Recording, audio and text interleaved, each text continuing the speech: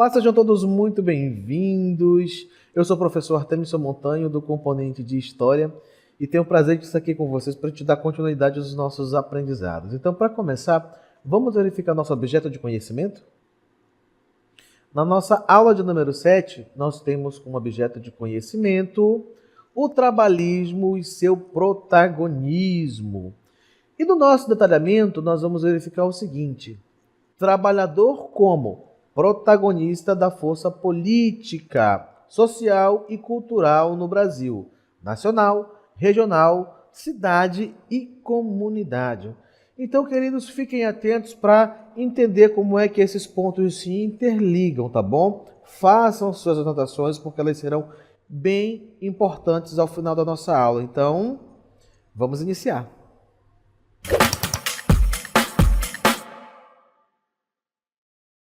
Então, como verificado durante ali a abertura da nossa aula, na questão do objeto de conhecimento, nós vamos falar sobre a questão do trabalhismo.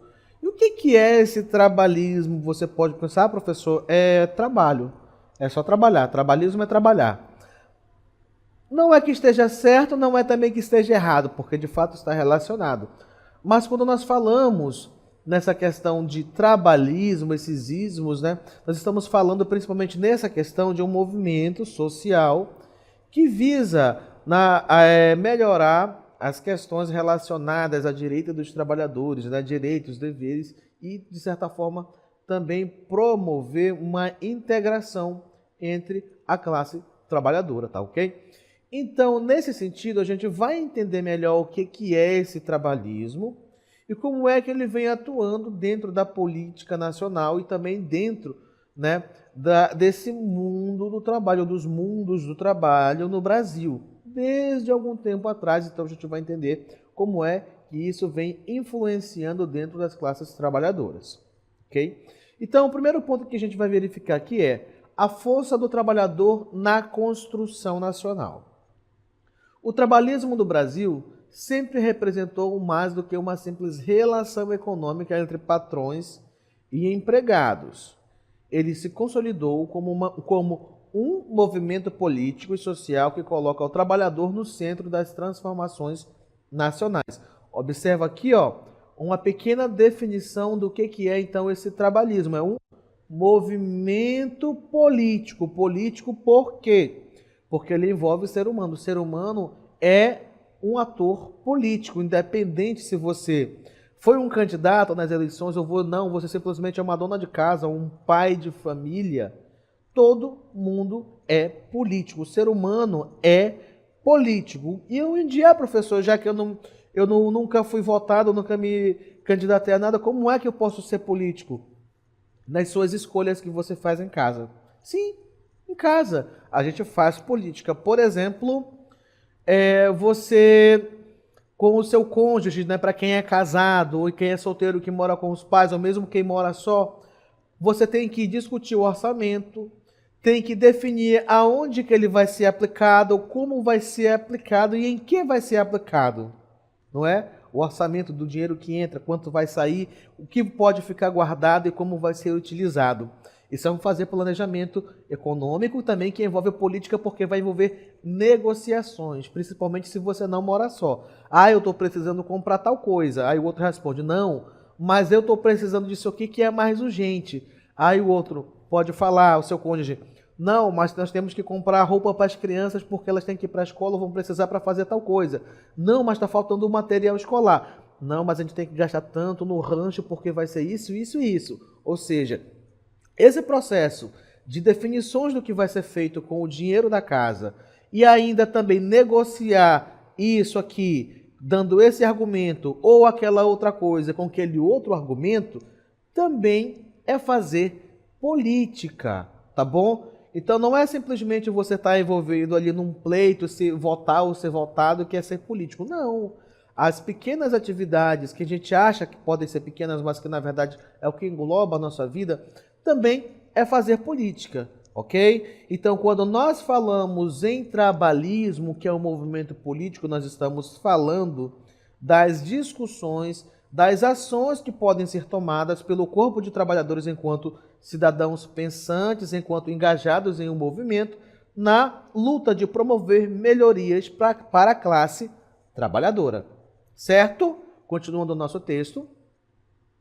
Desde as primeiras organizações operárias no século XIX, até os sindicatos e movimentos populares contemporâneos, a classe trabalhadora tem sido protagonista na luta por direitos, justiça social e representação cultural. Como assim, professor? Direitos, protagonista na luta, justiça social, representação cultural. Não entendi o que uma coisa tem a ver com a outra. Vamos começar então a destrinchar esse textinho aqui, porque ele tem muita coisa, muita informação que pode ser retirada a partir da leitura e entendimento desse texto. Observa ali, nós estamos falando nas classes populares, nas classes trabalhadoras. Desde quando? Lá do século XIX até os tempos de hoje, que é o tempo contemporâneo. Então a classe trabalhadora tem sido protagonista na luta por direitos. E você imagina então, no século XIX, ainda no final do século XVIII, antes da virada para o XIX, com a Revolução Industrial, vamos citar um exemplo aqui, na Inglaterra, que de lá ela se irradiou para o mundo todo. A questão do industrialismo, né? As indústrias cresceram. E o foco principal dessa expansão foi onde? Inglaterra, né? Por certas condições econômicas, na questão de mão de obra, na questão de matéria-prima também, que era utilizada nessas indústrias como o carvão, que era queimado, tinha grandes jazidas e tudo mais, tanto que envolveu diversas brigas com outros países por conta desses recursos. Tudo bem, entendido até aí. Mas você imagina que na medida que essas indústrias se ampliavam, que necessitavam cada vez mais de mão de obra, houve, por exemplo, um movimento chamado de cercamentos, né? Onde, por exemplo, as terras que antes eram trabalhadas por pessoas simples, pela agricultura familiar, foi tomada pelo grande capital. E essas pessoas tiveram que sair dessas terras que até então eles trabalhavam e migrar para as cidades e trabalhar dentro das indústrias. A troco de quê? De salários muito baixos. Por quê? Porque quando eles chegavam nas cidades não tinham onde morar, não tinham o que comer, não tinham nada. Então se sujeitava ao trabalho dentro das indústrias de longas horas de trabalho, de até 18 horas diárias, sem 13º, sem férias remuneradas, com trabalho infantil, sem licença maternidade, tá bom? E sem quaisquer outros tipos de direitos trabalhistas que você possa imaginar que você tem hoje, sendo funcionário público ou privado, possua, naquela época não existia. Então você já imaginou, por exemplo, trabalhar no interior de uma fábrica onde não tem janela, mal tem iluminação ali para clarear um pouco, o ar é insalubre, o espaço é insalubre, é úmido, é sujo, e você tem que cumprir o seu trabalho o dia todo, por até 18 horas. Já pensou nisso? Então, isso é um pouco do retrato da vida do trabalhador dentro das fábricas no período da primeira Revolução Industrial. Hoje em dia, por exemplo, um trabalhador que trabalha no distrito, no setor industrial também, o que a legislação determina? Até 8 horas de jornada diária, né? E dependendo do tipo de trabalho que você exerça, pode ser que tenha uma jornada um pouco maior ou até mesmo um pouco menor, né? Depende do que você trabalha, como por exemplo, pessoas do setor da saúde, às vezes tem os plantões, né, de 24 a 36 horas e depois, na sequência, um período de folga também longo, tanto quanto o período de trabalho, ou seja, você reveza ali o período que trabalha e o período que descansa. Naquele momento, não. Esses tipos de direitos inexistiam, tá bom? Então, por aí você começa na luta por direitos. Que direitos? Os direitos trabalhistas, de uma jornada de trabalho menor, de ambientes de trabalho mais limpos e mais ventilados e mais bem iluminados, também que lhes garantia melhores condições de trabalho e que, ao mesmo tempo, eram capazes de evitar doenças, porque já imaginou trabalhar num lugar fechado, escuro, úmido, sujo? O que acontecia com a saúde dessas pessoas? Sim, a saúde dessas pessoas despencava, né? Elas tinham muitas doenças por conta de trabalhar em ambientes fechados, principalmente quando a gente para pensar que o primeiro tipo de setor industrial que foi desenvolvido dentro dessa Revolução Industrial da Inglaterra era o setor têxtil, ou seja, da produção de tecidos. Você já imaginou a quantidade de fiapo de tecido que ficava suspenso ali no ar o tempo todo, as pessoas inalando, inalando? Então você tem uma ideia da quantidade de doenças respiratórias que essas pessoas acabavam desenvolvendo. Tanto quanto, além desses direitos, também a gente percebeu ali no nosso texto que tem a questão da justiça social e representação cultural. O que é justiça social? A questão de, por exemplo, ter direito à moradia, a IV, o direito de se alimentar bem, o direito ao descanso e algumas outras questões. Aí, nós pegamos também a questão da representação cultural. Por exemplo, no Brasil, a música, a dança, por muito tempo, que eram ligadas aos setores mais baixos da sociedade, vamos colocar assim, o setor trabalhador, era visto como inculto, como bárbaro, como, por exemplo, o machixe, que é uma dança, é um ritmo, né? Era visto como bárbaro, né? Só, se não me engano, com a Chiquinha Gonzaga, né, que foi uma grande pianista, que decidiu tocar nos círculos sociais mais influentes, foi que o machixe começou a se popularizar. Mas, até então, tudo que era ligado à questão do negro, ao trabalhador, ritmos, danças, comidas, etc., eram vistas com maus olhos, porque era de subalterno. Então, essa representação cultural da classe trabalhadora sempre ficava deixada de lado. Ela era relegada apenas aos trabalhadores. Enquanto as elites, normalmente, tinham uma tendência de copiar movimentos culturais, artísticos, no vestir, no falar, de comer, de onde, adivinha? Exatamente, das capitais europeias. Eu tenho certeza que você pensou nisso, tá bom? Então, continuando aqui o nosso texto. Então, se durante o século XIX, de lá para cá, a gente começa a ver essas movimentações do trabalhismo enquanto categoria política, no Brasil também não vai ser tanto diferente, não. A gente vai perceber, então, que essa classe trabalhadora também vai querer mudanças e melhorias das suas condições no Brasil também.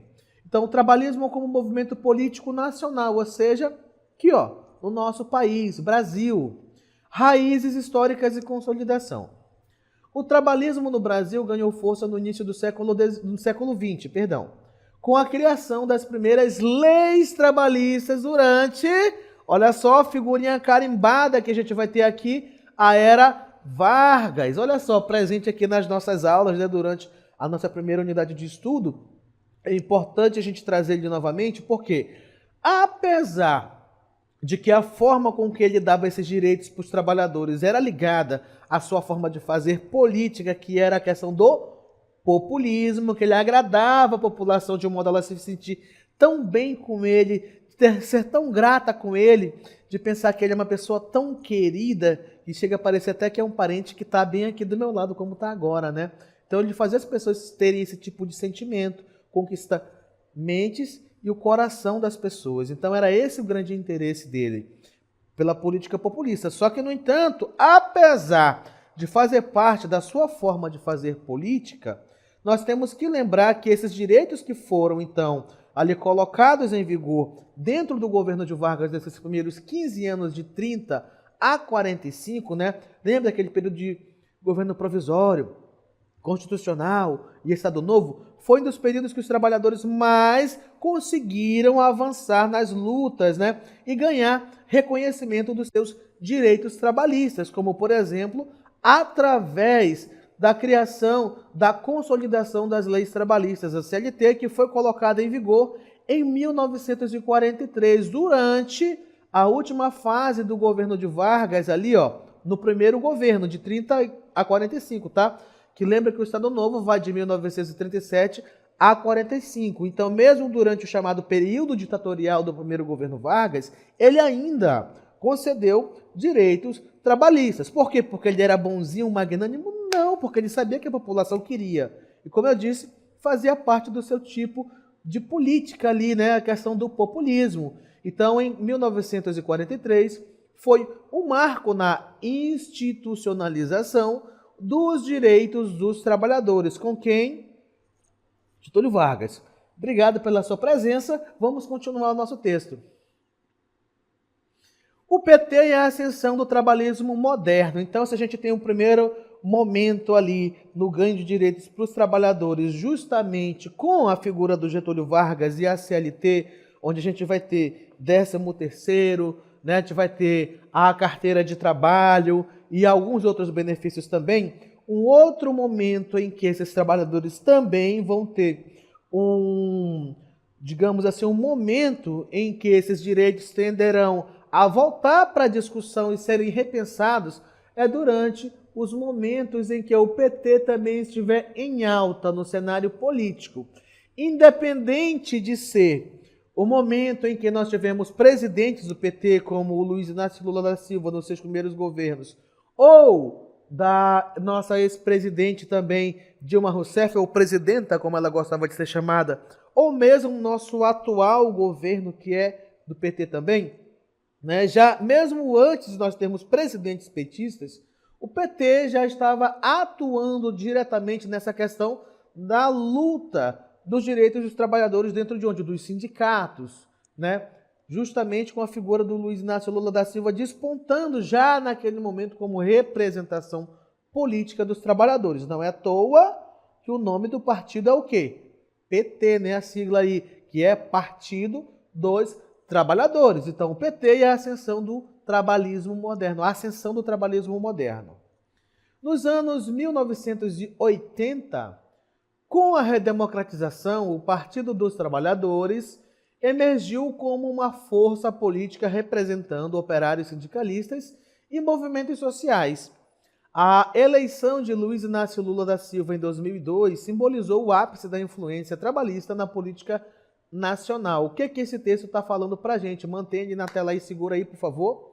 Olha só, nós estamos começando esse nosso parágrafo aí, já falando dos anos 80. Por que é importante a gente citar a década de 80?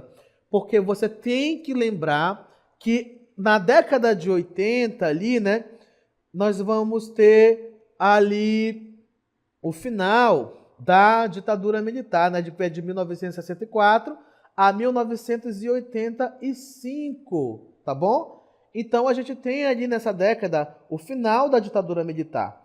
Por isso que nós estamos falando ali, ó, com a redemocratização, porque direitos civis, trabalhistas, políticos de qualquer tipo foram suprimidos pelo governo militar. Então, durante esse processo de redemocratização, né, com o final do último governo, né, então nós vamos ter a redemocratização, ou seja, a volta das eleições diretas, a população podendo escolher seus governantes. E é aí também que se acaba com o bipartidarismo, porque durante o regime militar nós tínhamos apenas dois partidos, que eram quais? O MDB e o Arena, que era o partido de quem?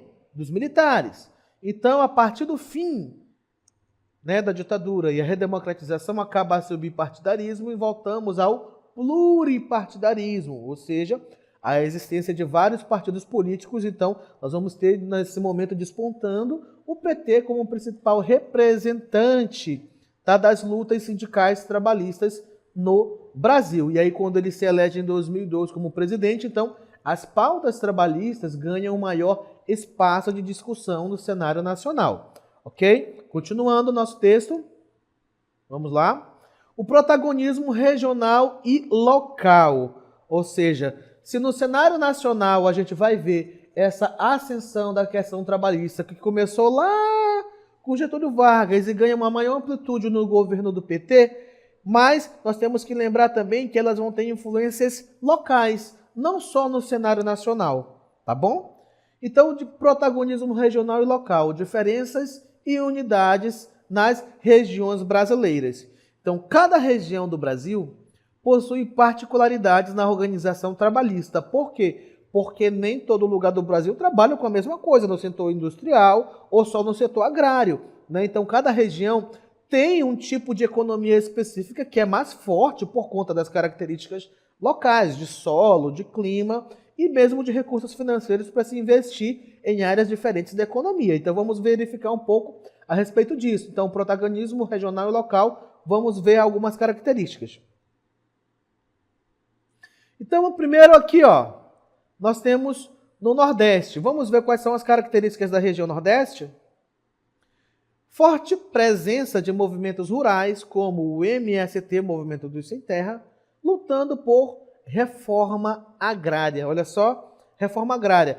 Lembrando que nós estamos dizendo aqui que tem uma forte presença deles. Não quer dizer que é somente no Nordeste que nós temos o movimento dos sem terra, e outras regiões também, tá bom? E por que é importante ressaltar a questão da reforma agrária aqui? Porque existem muitas terras que estão ocupadas, mas que estão improdutivas, e é isso que esse movimento busca, né? Essa reforma agrária, que as terras sejam redistribuídas de forma que famílias que não têm onde ficar, que estão em assentamentos, ganhem espaço para trabalhar na terra, para produzir alimento, para gerar economia, a partir de quê? Principalmente da agricultura familiar. Depois do Nordeste, nós vamos ver uma outra região, vamos lá na sequência, região Sudeste. Qual é a principal característica? Polo industrial e sindical, com grandes greves operárias no ABC paulista. Por quê? Já aqui, se lá nós temos, lá no Nordeste, temos a questão do agrário, do campo, aqui nós temos o quê? O setor industrial. A região do ABC paulista é uma região onde se concentra ali, né, grande número de empresas, de indústrias e muita gente que trabalha dentro delas. Então, qual é a grande questão? Lutas por direitos trabalhistas do setor operário, ok? Além do Sudeste, nós vamos ter também, nossa próxima região, vamos lá, regiões Norte e Centro-Oeste. Ali também destacada no nosso mapa, ali a localização dessas regiões. E quais são as principais características dessas regiões? Destaque para trabalhadores extrativistas e indígenas em defesa de seus direitos. Por quê? Né? Extrativista é aquele que sobrevive da floresta, tirando o que ela oferece, como, por exemplo, a caça, a pesca, o açaí, né? Coleta de açaí, a coleta de castanha, que é agora, né? Que um tempo foi castanha do Brasil, o tempo foi castanha do Pará, aí agora voltou a ser castanha do Amazonas, e tem uma discussão em torno disso ainda, né? Em torno do nome da castanha. Mas são alguns dos produtos que são retirados da floresta. Isso é o extrativismo, sem prejudicar a floresta. Mas também existe a questão da luta por demarcação de territórios no que tange às questões indígenas, né? Que os indígenas lutam por demarcação de terras que eles alegam, de um lado, que ocupavam antes da chegada do europeu, mas que, por outro lado, o homem branco diz que eles têm que comprovar. Como é que se comprova um tipo de ocupação dessa anterior à ocupação do Brasil e principalmente durante séculos onde a cultura indígena, o indígena era visto como uma pessoa que nem sequer tinha direito de pensar e por isso deveria ser tutelado pelo branco, não é? Então, tem essas questões aí e hoje ainda eles lutam pelo direito de manter suas terras, de manter suas tradições, de manter sua cultura, de manter seus modos de vida. É uma discussão que está muito em alta, ok? Até os dias de hoje. Então são essas as principais características nas lutas dos setores populares, dos setores trabalhadores de cada uma dessas regiões, ok? Vamos lá, continuando o nosso texto. O trabalhismo nas cidades e comunidades. Em âmbito municipal, associações de bairro, cooperativas e sindicatos locais pressionam por melhorias urbanas, educação e saúde. A organização comunitária mostra que o trabalhador não é apenas um agente econômico, não é só isso, mas um sujeito político ativo no cotidiano das cidades. Lembra que eu citei para vocês no início que nós fazemos política já no espaço da nossa casa?